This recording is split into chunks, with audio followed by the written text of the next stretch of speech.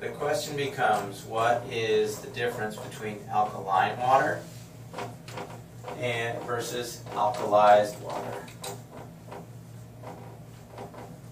The short answer for this question is this is a chemical change, this is an electrical change. If you were to use your pH strips, like for a pool, and they test the chemicals and the water comes out at, say, 4.5.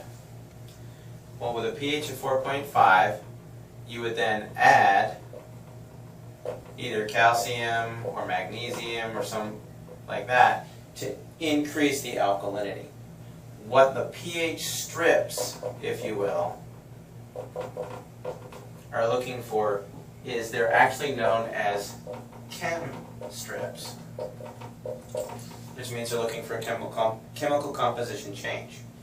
If you take the water from the SD501 and you use a pH strip, your before and after will be the same.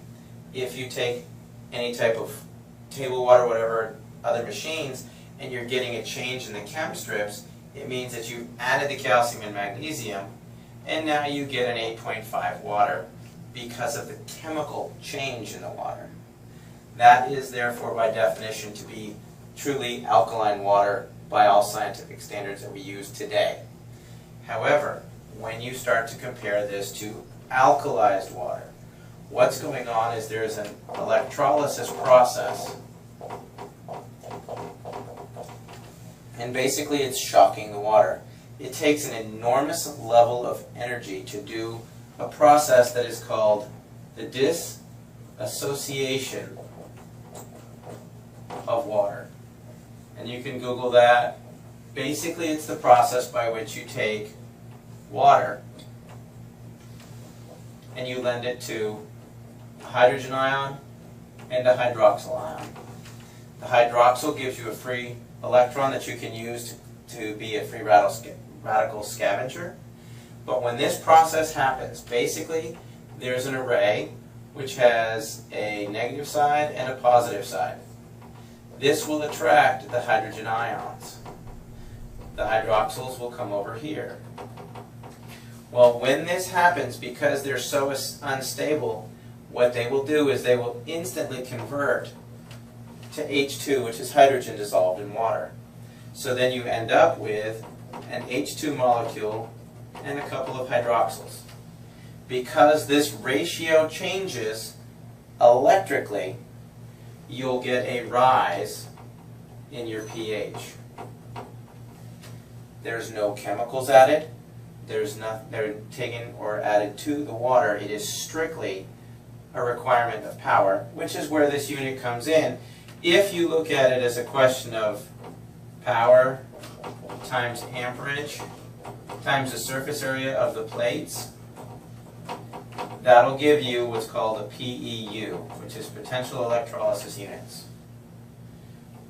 If you take 230 watts times 2.5 amps times 466 square inches, you get a PEU of 267,950 from an SD501. I recommend, if you want to look and compare these other units and what they're trying to do, Alkaline Water Plus has a great website. It's actually a competitor's website, and it proves the power output. Most of the units there have 110 watts times a half amp, and the standard plate size is 117 square inches, which gives you a PEU of 6,435, or approximately 2.4% of this power. Because it doesn't have enough power to create the dissociation of water, they have to add calcium and or magnesium to change the water supply. When that happens, you then run the risk of all the dangers that are associated with alkaline water, because if you keep adding these things into the system, they can in fact affect blood pH. That's why people say, oh, alkaline water can be dangerous. You got to be careful not to do too much. You might alkalize the system. If this builds up in the bloodstream, you will change your blood pH, and that can create a lot of health issues. Alkalized water, on the other hand, doesn't add any chemicals. It's not going to stress, for instance, the stomach when you drink it. The stomach is going to be looking for this to neutralize it. It is not looking for this right here. So as soon as this water is absorbed into the body, the charge is absorbed, your pH becomes essentially neutral.